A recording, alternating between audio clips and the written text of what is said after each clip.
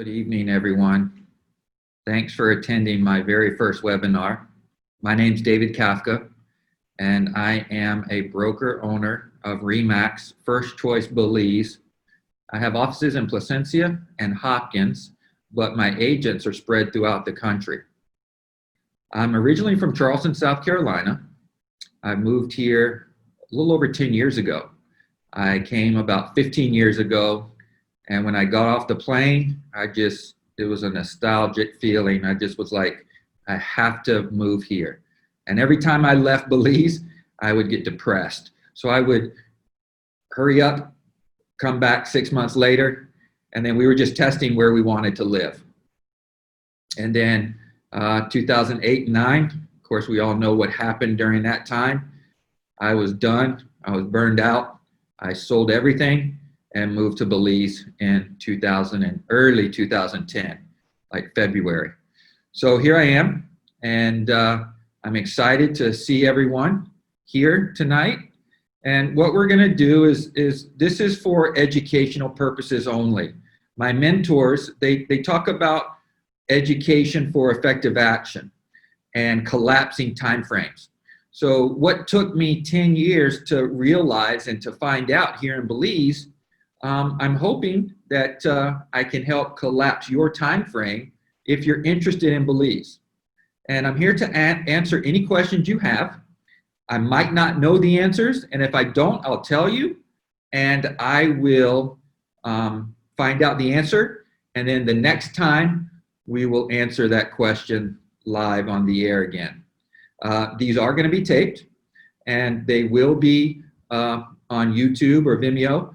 And like to thank also Yolanda. She's in the background helping me sorting through all the questions. And if you'd like to answer your question live, then just raise your hand and we'll promote you to a panelist. You can ask your question. And I'd like for you to tell us your first name. If you want to do first and last name, that's great. Also, where you're listening from. I always like to listen and know where people are listening and coming from when they come to Belize. So we have a question already from Kevin, and he was interested in vacation rental properties and their management in Belize, as well as the process for buying property. Additional information regarding legal banking in Belize would be helpful. So let's take the first part, the buying process. The buying process here in Belize is pretty much the same as it would be in North America. You would find a property. Once you find a property you like, you would put an offer. A little different here is, I know in the States when I was buying property, we put like $400 down, $500 down in escrow. Here it's more like 10%. Although I've had, some that were less than 10%. I've had some that were more than 10%. But it was about 10% down. And then we would, you'd bring that in escrow along with your closing, your legal fees. Excuse me. The legal fees here in Belize are between 2% and 4%. And you can pick if you want a lawyer or a closing agent. I never discourage anyone from hiring a lawyer if they make it, if they feel comfortable doing so. But it's not needed, but you can do it. I'll tell you, on all my properties I own, I've used a lawyer maybe once. The rest of the time, it's all been a closing agent.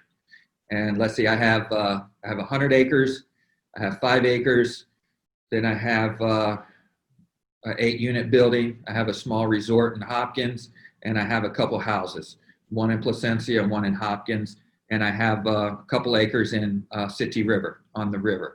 So all those I bought were without a lawyer except for one.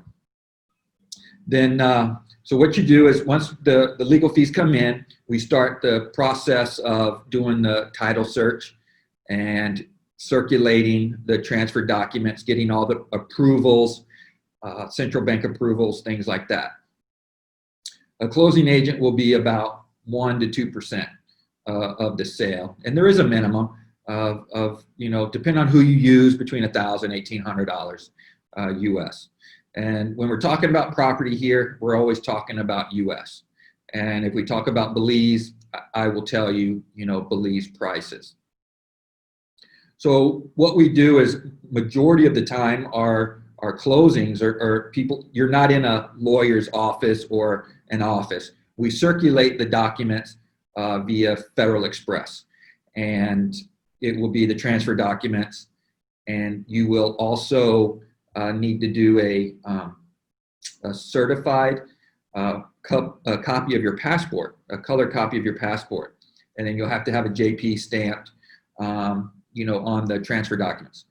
And we ask you to make sure that you sign them documents just like it is in your passport. Now, you could take title in a company name. It could be a US company, but a Canadian company. It could be an IBC, an international business company. But those do have to be registered here in Belize anyways. But a lot of people do not put property in their name. Excuse me, they put it in an entity for privacy protection. So what we do is after everything's circulated, we get the documents back, or the closing agent does, or the lawyer. They look through it and they call what we call vetting. And they make sure everything looks good. And then you will, in that time, you will bring your final balance.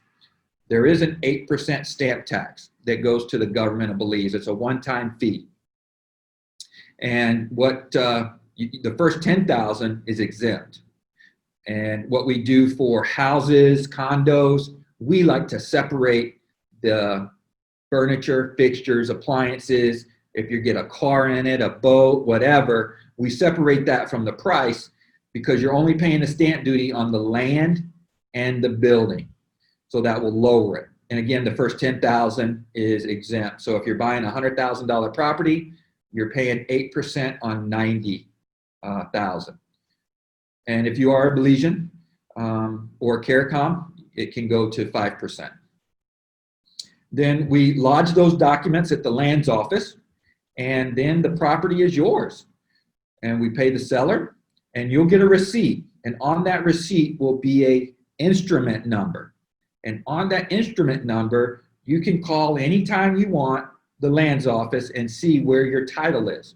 It does take about a year. I have some clients up to 2 years to get the title in their name. But I've had some had it like in 4 to 6 weeks, which is almost unheard of. Now, during these COVID times, it's taking a lot longer because the offices are open, they're closed, they're open, they're closed for sanitizing and things like that. So it's pretty much, pretty simple. It's very simple. It doesn't have to be hard, and it's a very enjoyable time for you.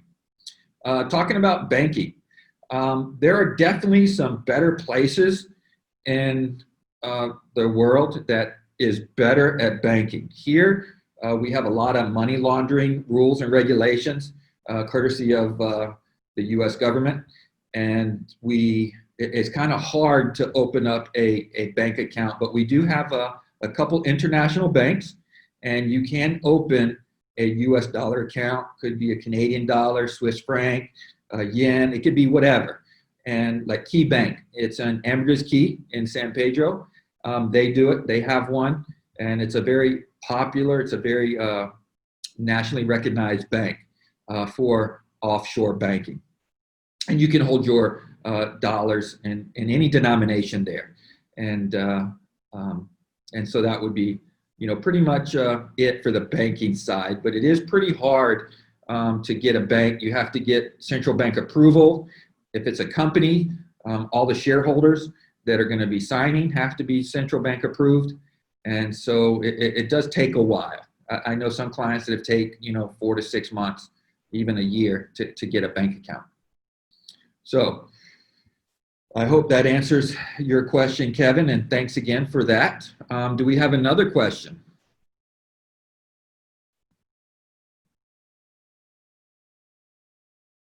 It's nice to see we have 16 people on.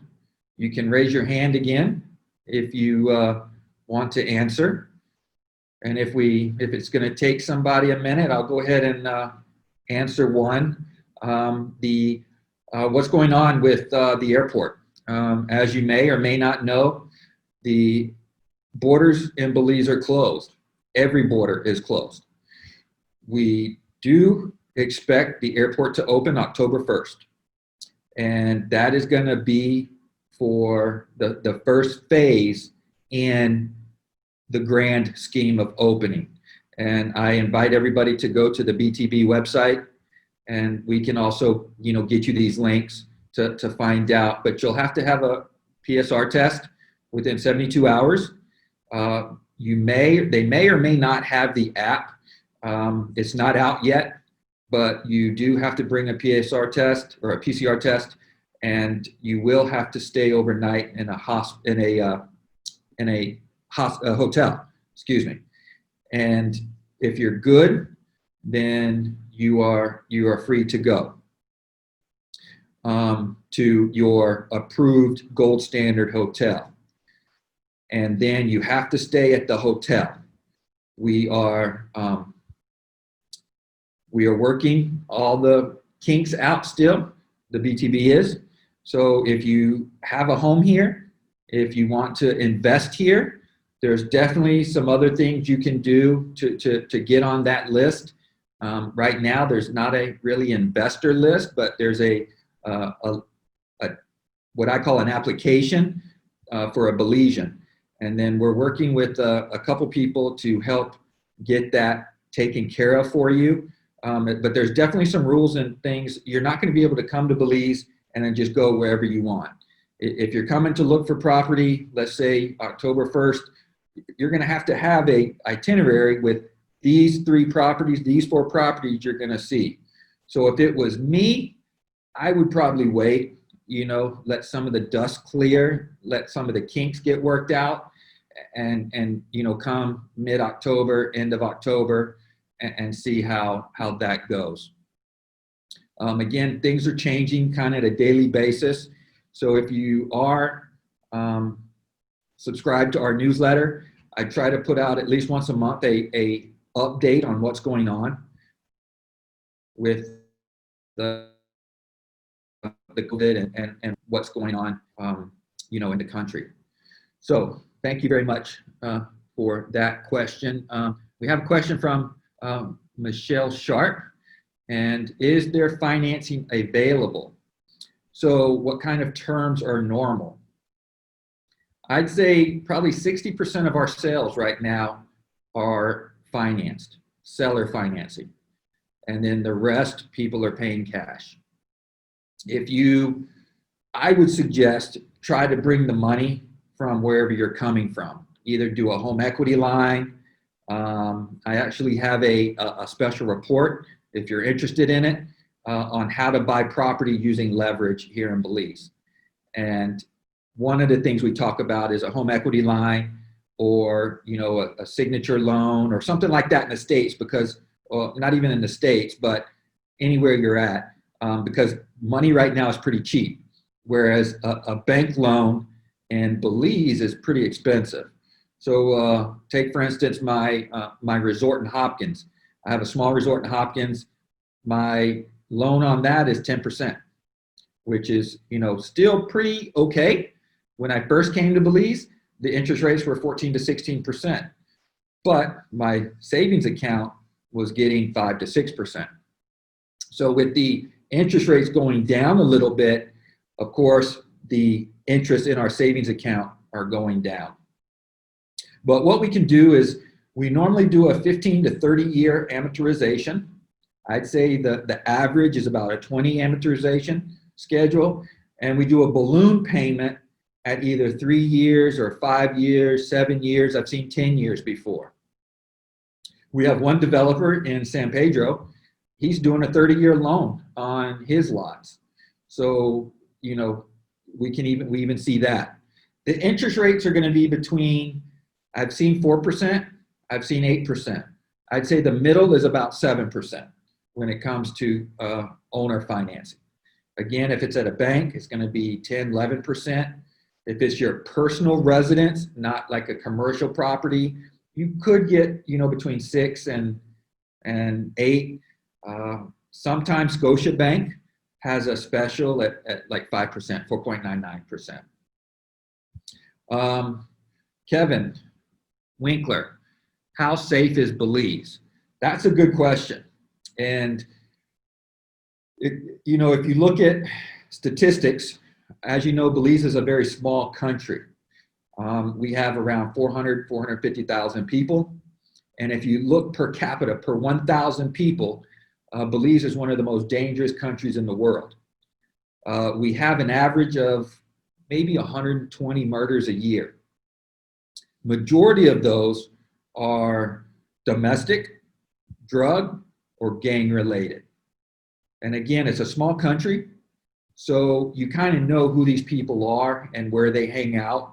So you just want to stay away from those areas. So if I've not had any problems since I've been here. I've had my house broken into maybe one time. And it's more of an opportunist crime. If you leave your door open, they're going to go in and, they just figured you don't need it. If you leave something on the golf cart or in your car and it's unlocked, they're going to help themselves to it. And when I say they, I mean the criminal. I'm not, stereotyping any one individual. But there is crime, there is petty theft, but it's nothing, in my opinion, out of the ordinary than like what you would see in some of the bigger cities. I don't want to mention any names, but you know what the bigger cities are. All right, thank you very much for that, Kevin. Does anybody want to come on and answer a question? If not, we have another one. Kevin, again, what is the setback on shoreline property and how one can make this useful? So nobody in Belize owns around water, and it's not just the shore. It's the lagoon side, it's lakes, rivers. There's always a setback, and we call that Queensland. And with Queensland, on the sea, it's normally 66 feet reserve. The lagoon could be 66 or it could be less. Rivers could be less, but majority of the time, everything's 66 feet. But I'm about to buy a 5-acre property, and there's a river just a couple lots down from me, and it has a 35-foot setback. So it will tell you on the survey how much that reserve is. Now that reserve is kind of yours. You're taking care of it, but you have to allow access. So you're not going to come to a beach here and see walls all the way down to the sea or to any body of water. You have to let people walk. If it's outside that 66 feet, most places they take care of it, they maintain it, and they use it. But you can't build a structure on it without permission.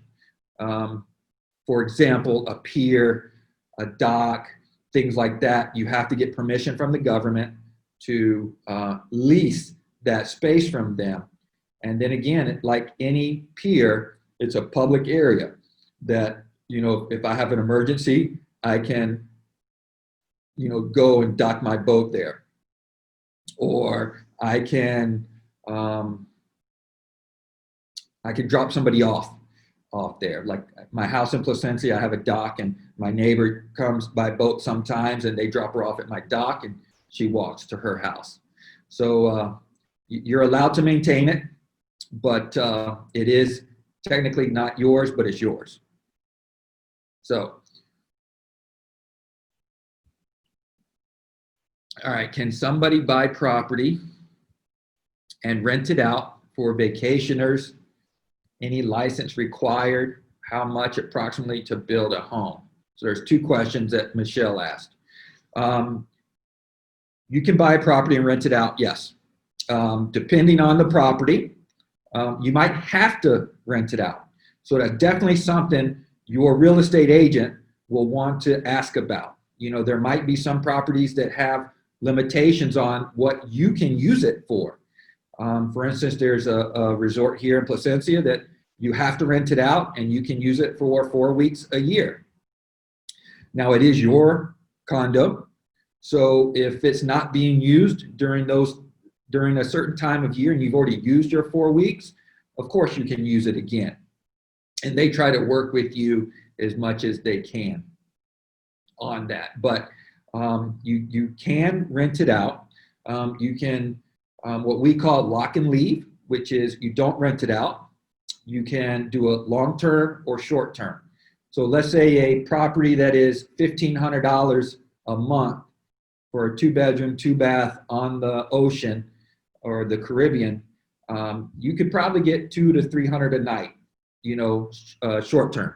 So a lot of people are buying for the short-term vacation renters, especially since 2011 to 2019, our tourism has gone up 96%. So 2011 was our all-time high in tourism.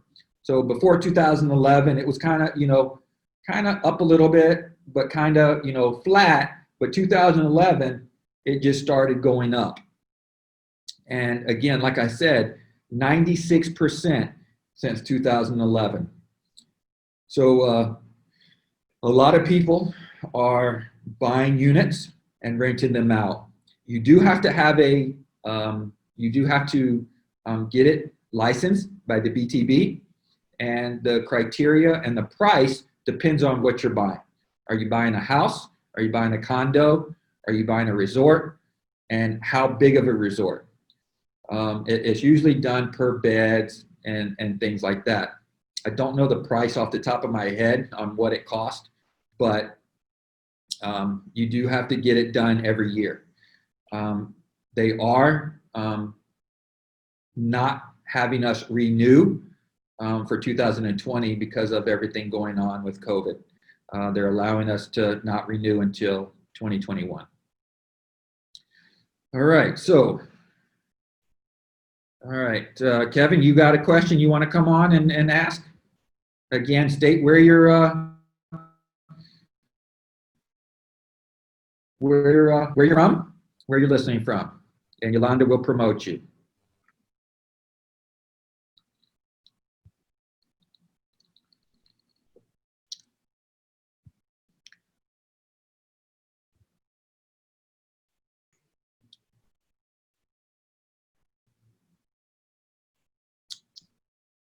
You are muted still, it looks like. Do I need to unmute? No. Yolanda, does he need to unmute?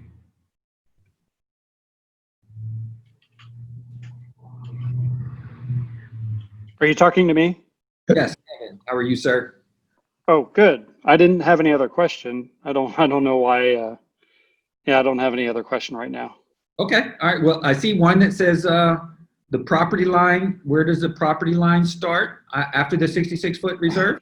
Was that a question? Oh, that wasn't me. That must be the other Kevin. Okay. Yep. Okay. That's me. Can you hear me, Dave? Yes, sir. I can hear you. Okay. Yeah. I'm from Wisconsin, and just wondering about the shoreline property. You've got the 66-foot reserve, so I'm assuming that the property lines or the property description starts after the 66-foot reserve, right? Correct. Now let me explain that a little more. So, being that it's a body of water, we do have erosion, and it does, we lose sea and we gain sea. During the stormy time, you're going to lose some sea, but then it's going to build back up in the summertime. So when that property was first surveyed, it was surveyed at the 66-foot line. So let's say you bought a lot and you see the pin in your property line, but there's only 30 feet to the reserve. So there's no 66 feet now. It's not like you lose some more of your property. So just some of that reserve is in the water. Just like I know some properties that the property has gained. And so now there is no 66 foot. It's now 120 feet. or 100 feet. So basically, you'll see a pin, which is your property line. And then the 66-foot reserve is beyond that. And what you'll have to do, depending on where you're building, you'll have to build anywhere between 4 foot to 20 foot from that line. And I'm saying the difference because if you're in a subdivision with covenants and restrictions, then it's going to be even further back. If you're just in a village or a town, it can be 7 to 10 feet on the front and the back, and then the sides would be 4 feet. But if you're in a subdivision, it could be 10 feet then. So there'll be like 20 feet between you and your neighbor. So it just kind of depends on where you're at. Okay, thank you. Welcome. Thank you for asking that question. SK, how about other restrictions? Sheds, parking, tiny homes. So it just kind of depends on where you're at, where we're talking about. Majority of the time, there are no restrictions. But, certain restrictions could be maybe a height limit. Most of the time, there's when I first moved here, there was a 3-story height limit. Now it's kind of up to 5 stories. But there might be certain covenants and restrictions that prevent you from going higher than 2 stories. So everybody behind you might have a view. Sheds are definitely, you can put on your property, parking, tiny homes, all that would be fine to use. There's a government agency called the Central Building Authority, CBA. And what they do is they have a list of certain types of restrictions that you can build, and then there's a cost per square foot, depending on if it's commercial or residential. But other than that, unless you're buying in a subdivision, you want to ask any real estate agent that you're working with, to make sure that you have a copy of the covenants and restrictions. What is the cost per square foot to build? Technically, it is, I'll say its average is about $135 a square foot for a concrete high-end finish house. I've seen some that are higher. I've seen some that are lower. And then wood would be a little lower. And typically what it is it's more per square foot for interior space, but it's less for exterior space. And then it's kind of averaged out. But that square footage price doesn't include the plans. It does not include your utility hookups, your water, your electric. It doesn't include the septic tank. All that would be added in a cup. Of course, your appliances and furniture, fixtures, things like that. But it would give you, some granite countertops, some marble, some slate, things like that. The building height, you have to be 5 foot above sea level. So if you are building on a slab, you have to build that property up. And it doesn't have to be above 5 foot if we're talking, the interior, the Cayo areas, things like that. But anything along the coast, you have to build up at least 5 foot. Many people, if you're going to do 5 foot, go ahead and do 8, 10 feet, that way what they can do is they take advantage of the height for the view. There's less bugs when you go higher up. You have parking or storage underneath, and then for the storm surge as well. Let's see. Al wanted to ask a question, I think. Can we promote Al? Yes, can you hear me? Yes, Al. How are you, sir? Good, doing great. Hey, I'm from Houston, and I've been down to Placencia and also San Pedro a couple times. I've really enjoyed my time down there, and that's what's piqued my interest in finding perhaps a home that I could live in half the year down there, perhaps rent it out the other half the year, or just lock it up. And I'm looking for, something like a single family residence that would be in a beach type community. I'm very fond of Placencia over San Pedro, even though I like them both.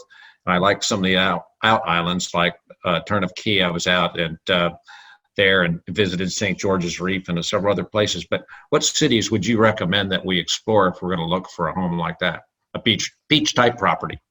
Yeah, it depends on kind of what you're looking for, as far as, so we have Corozal, which is on the coast. It's more of a rocky area, not a beachy area. And Corozal has a lot of positives. Close to Mexico for, if you get your Walmart fixes, your Sam's fixes, your McDonald's, shopping, healthcare is close to Mexico. But it doesn't have like a real sandy beach. There's some waterways in that area, like 4 Mile Lagoon, that is gorgeous. I definitely think you have to explore all the areas that you feel will be interested, that you would be interested in. Then we have Punta Gorda down in the south. It's definitely not as developed. Again, it's more rocky. So if you want something like sandy beaches, then you're going to want to be Placencia, Hopkins, San Pedro. And I kind of have the best of both worlds. I split my time between Placencia and San Pedro. And, I go to Hopkins quite often, because of my resort and my office there. But it's hard to say, where you should buy. A lot of people ask me, where should I buy? And it's not something that I feel I can tell you. I feel you need to experience each area yourself. And you'll know, when we moved here, we just fell in love with Placencia. So every time we came back 4 or 5 times before we moved, we always stayed half the time in Placencia and half the time in another area. And we do have we do have Dangriga. It's another area. Not a lot of expats live there, but it's definitely another area you can go to and see for sure. Let's see. And questions are coming in. Good questions too, boy. I appreciate it. Does Belize have building codes which need to be followed? Yes, they do.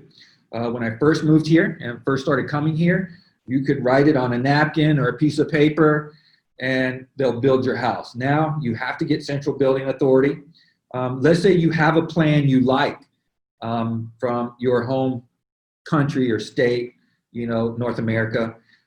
You can bring it here, but it does have to get rewritten to Belize codes with a Belize architect and then get it stamped. Usually the builder will get you all the permits and things like that. And they're very little. I think it's like 25% or 25 cents a square foot for residential, and then a little more, and that's Belize. So that's Belize dollars, the price. But then they'll get you all your, all your permits and things like that.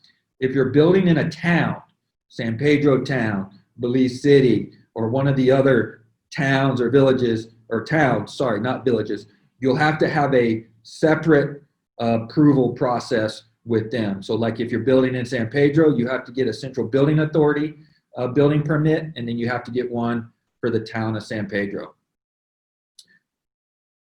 All right.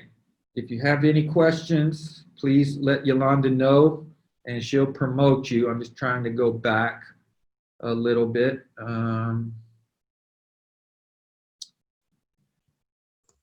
What about David, AD? I think Teresa would like to ask her Okay. question. Hi, Teresa. Hold on one second.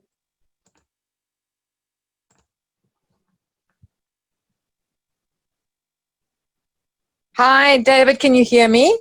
Yes, Teresa, how are you? Very well, thank you. Thank you, sir. I wanted to know about capital growth in Belize. Ooh, can you explain that one a little bit more? If you buy property in Belize, does it increase in value Okay. over a short period or longer period? What is the average? Yep. So it kind of depends on what you're buying. In my personal opinion, it's kind of a buyer's market right now because there's a lot on the market. We don't have a typical MLS system. We do cooperate between companies. So you can pick one agent, and I recommend whoever, if you're looking at property here to buy, pick one agent that you want to work with. And that agent will show you all properties that are available in your criteria, in your budget, bedroom, bathroom, things like that. If they don't show you all companies, then you really want to find another real estate agent, in my opinion. So you have to make sure you buy right as well. When we submit offers, we always submit offers based on what things have sold for. So because of us taking care of our clients, we do have a capital growth. There is definitely, if you're buying in a development, it'll be a little bit more slower because there's a lot of lots that a developer has to sell. But once those lots are sold out of a particular type, then that's where you see the appreciation. And I believe the appreciation is about 6 to 10%. Could be a little less, could be a little more, depending on what you're looking at and what you're buying. It also depends on what kind of value add you're doing. If you're buying a fixer-upper, then it could definitely be a little better. Once you buy your property, because of the stamp tax, you got a little bit more into it. So it's going to take a couple years for you to see an increase in value, but you will see an increase. I mean, especially because our economy we're so busy. Even right now with COVID, we're selling. People are buying stuff sight unseen. We have put more money in advertising because we know everybody is on the internet, and people are kind of stir crazy. There's things going on in the U.S. Political wise and other things where people are wanting what Simon Black calls a plan B or a bolt hole. So they want to plant their flag somewhere else, and so that Belize, because it's so close to the U.S., we have direct flights from quite a few cities in the U.S. and we have 2 from Canada. Then it just makes Belize so attractive. Plus, it's English speaking. So again, you will see an increase, but it just there's a lot of factors there. And again, I'm just trying to be real with you. I'm not going to lie. I'm not going to tell you something that's going to be false. So thank you very much, Teresa, for that. I hope I answered your question. Al, I asked about annual property tax. The property tax is pretty negligible. My house in Placencia is 24 Belize dollars a year. My house in San Pedro is 131 Belize dollars a year. So a village is going to be a little less, and a town will be a little more. So you really don't get a lot of services here, but you do, in my opinion. Like in Placencia, I get garbage pickup at my house. I live in the village, pretty much in the village. I'm just outside of the village in Placencia. They come to my house twice a week to pick up garbage. We have a private ambulance service. We have a doctor here. We have fire, police. All that is not technically paid by your taxes, but again, it kind of is. There's no school tax, things like that. Most schools are backed by a church or a private school, and there will be a fee for that. Usually, I think it's like $35 a month for a like a school that like my son goes to in San Pedro. It's just a regular church school, Seventh Day Adventist, I think, and we pay like $35 a month, Belize. The private schools will be, a little bit more, quite a bit more. So I hope that answered your question on the property tax. Let me just, while we're talking about property tax, let's talk about your insurance. A concrete structure, your insurance is going to run about 1% of the value of the structure. So let's say you bought a house for $400,000. You don't need to insure the land. You just want to insure the structure itself. So let's say it's a $100,000 lot, then you're going to pay 1% of $300,000. And what we have in Belize is called all perils insurance. So the insurance covers everything from hurricane, fire, flood, earthquake, all that is covered. Then you would normally get a contents insurance, which is a few $100s a year, depending on how much insurance you need, depending on your contents. It's all by the value. Excuse me. Car tax. I have a 2018 Nissan Kick. It's about $1,800 for full coverage insurance, and that's Belize. I have a 2013 Isuzu D-Max. It's a 4-cylinder, third world edition truck, and it's about, I think, $1,300 Belize. My golf cart is $100 a month, and our motorcycle is about $100 a month Belize. So the taxes on and the insurance on the vehicles are pretty, inexpensive. The taxes on the vehicles are about 200 Belize for the year, but it kind of goes by the weight of the vehicle. So the most it would be probably $200 to $300, unless you're, trying to get a boat, or not a boat, but a bus or something like that. Are there needs, Kevin? Are there needs for RN nurses in the Stand Creek area?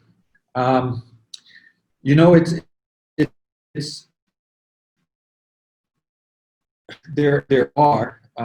I think there are.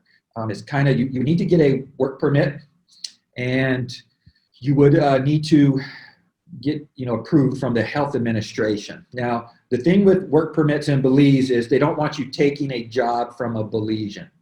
So you could start a company and employ your wife or your spouse. Not sure. I don't think you would be able to get a job at a hospital, or because they're trying to keep the locals working. So like a dive master, you couldn't come to Belize and become a dive master, a tour guide, or anything like that. You'd have to start a company, start a dive company, get the boat, get the equipment, and then you could of course run it yourself, or hire Belizeans to do the work, and that's what is recommended. If someone has a parent or loved one that needs care, is there a way to make the property one buys affordable? I'm not 100% sure I understand. If someone has a parent or loved one that needs care, is there a way to make the property one buy affordable? I mean, we do have properties in pretty much, in my opinion, every affordability, every budget, if you will. I mean, we have houses in $110,000, for instance. We have one in San Pedro that's like a small 500, 600 square foot house, a Mennonite house on a lot in Secret Beach area. It's $110,000 for the house and lot. In Placencia, we have probably 150, 175 for something kind of comparable on a lot on a canal. And then it kind of goes up to, on up. I see what you're saying. You're talking about long-term care. In my opinion, I think it would be more affordable here in Belize than in the U.S. You can definitely hire a nurse or maybe what we would call an LPN or RN to take care of your loved one. You can also have somebody on call, and you just have somebody that cooks for you and whatnot. A basic person will make about a basic Belizean makes around $50 a day, Belize, 25 US. Minimum wage is pretty low. It's around 350, I believe, or 350. If I remember correctly. I don't know a lot of people that pay that. Like I pay the person that cleans my house, I pay her like $7 an hour, $10 an hour, Belize, and she'll cook, she'll iron, she'll do everything like that, So in my opinion, it's definitely more affordable than in North America.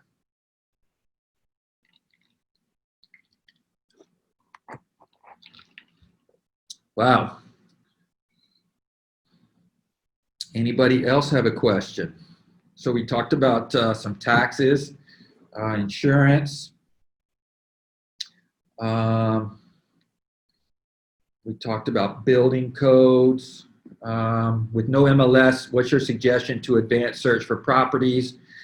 Again, what we do, Al, I'm not sure who you're working with, but what we do is once we know what you're looking for, we'll search our website and we'll send you stuff from our website. And then once I narrow down what you're looking for, then I personally or the agent you're working with should search that website, the other company's website, and they'll send you their links, or they'll fix it to where you'll see what they're asking for or what you're asking for. But yeah, we have virtual tours on our upper end houses, pictures. We're trying to cross market, so another company, we're putting their listings on our site, and other companies are putting listings on our listings on their site. So we're trying to make it as easy as possible for you, but a lot of times it's just let the agent search all the websites for you. SK, health insurance. We do have health insurance. There's a couple companies out there that have health insurance. The last time I got a quote was like 5,500 Belize for the year for 3 of us. And that was insurance for Belize, Guatemala, and Mexico. So I could go to any one of those.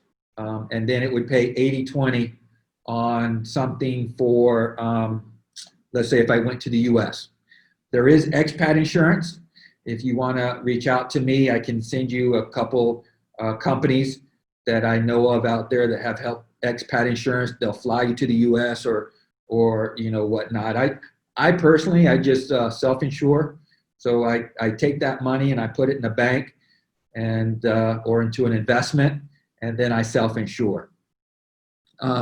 So let me give you a couple scenarios. I had a skin cancer on my chest, and I took care of that here in Belize with a private doctor, and it cost me about 2,500 Belize to have that removed.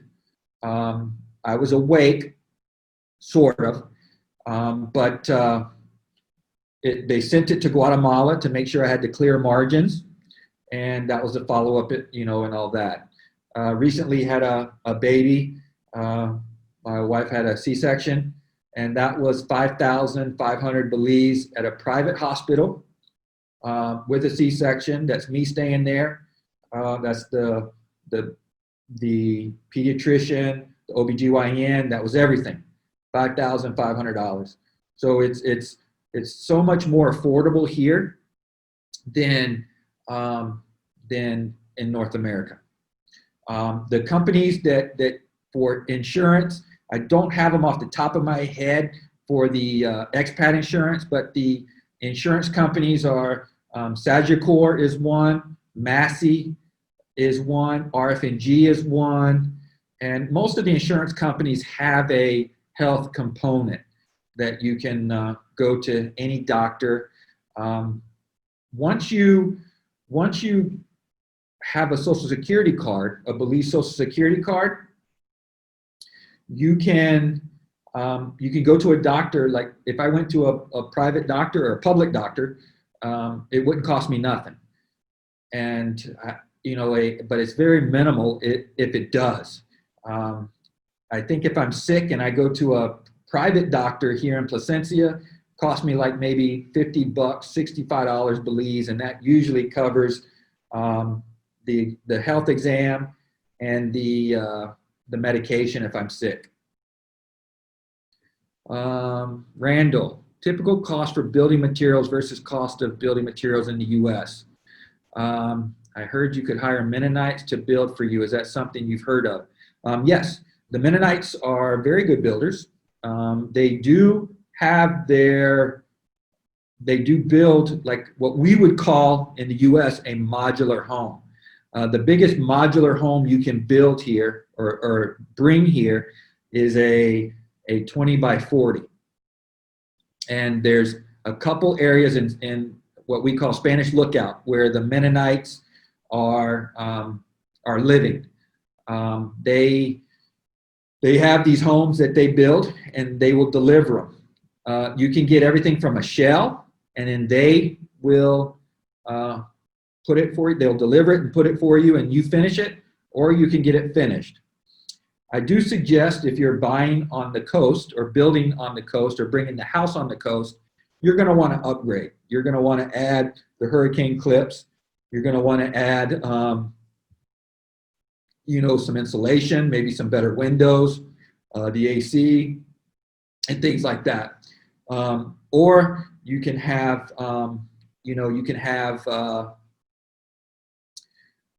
them build it on site. There's not too many Mennonites that will build on site, but there are a couple of the more progressive ones, and depending on where, that will build on site.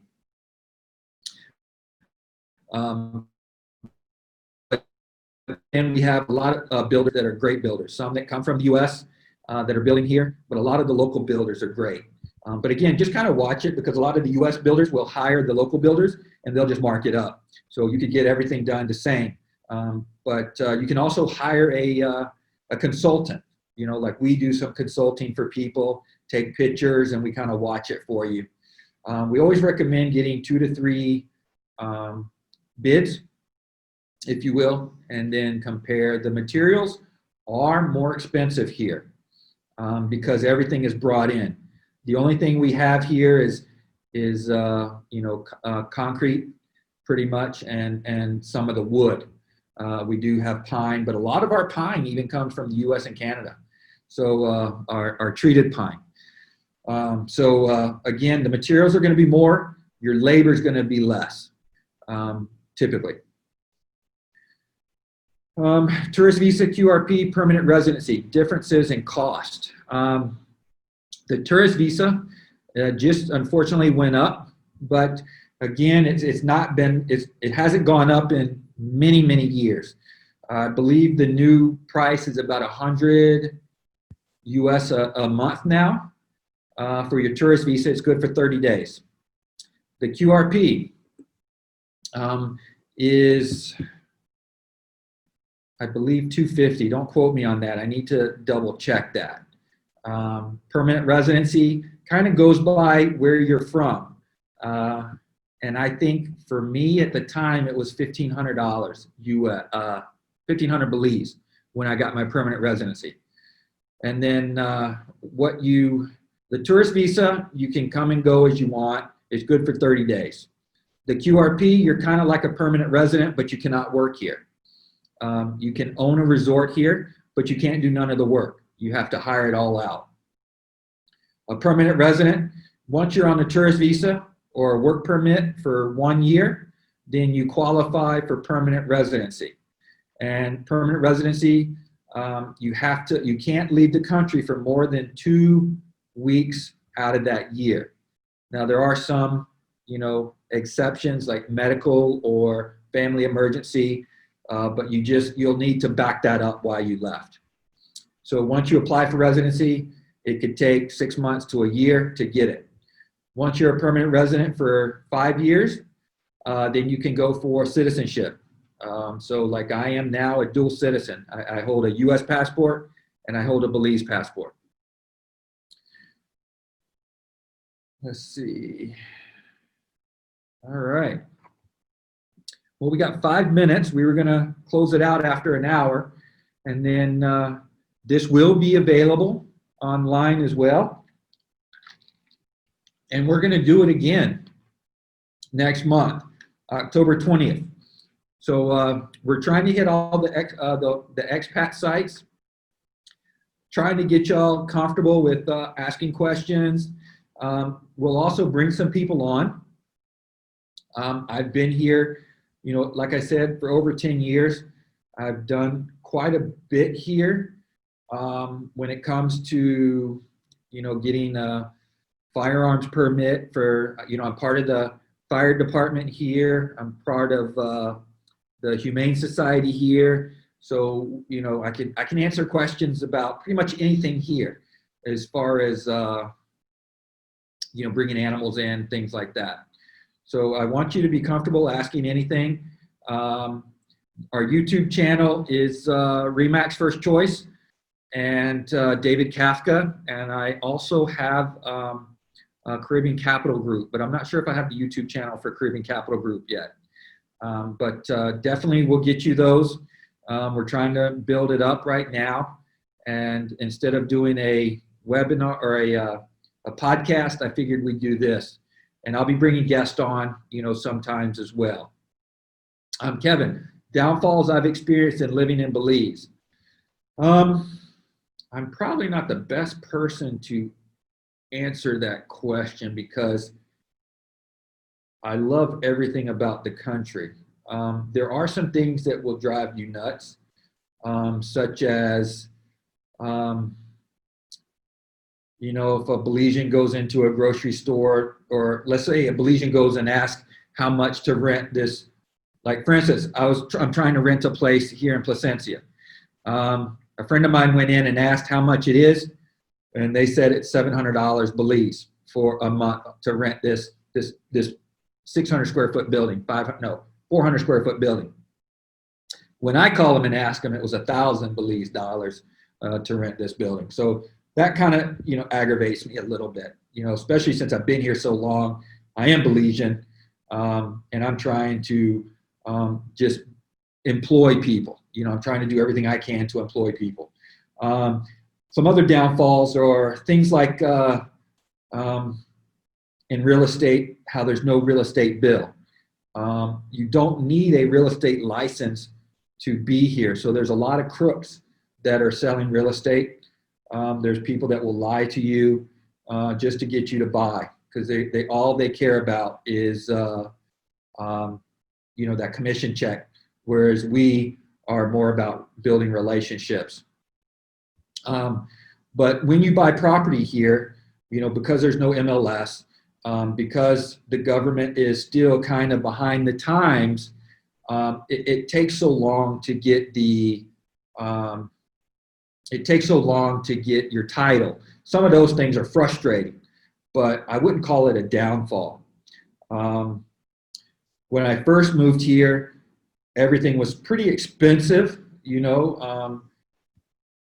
Electronics were ridiculous expensive. It was so much cheaper to buy it on Amazon and ship it in. You couldn't get a ton of things. You couldn't get a nice, comfortable mattress. You couldn't get some good pots and pans. But now, man, you can get anything you want. You could get, when you go to a grocery store, you can ask them to bring this in or bring that in. So it's all, it's all pretty good. And it's all, awesome.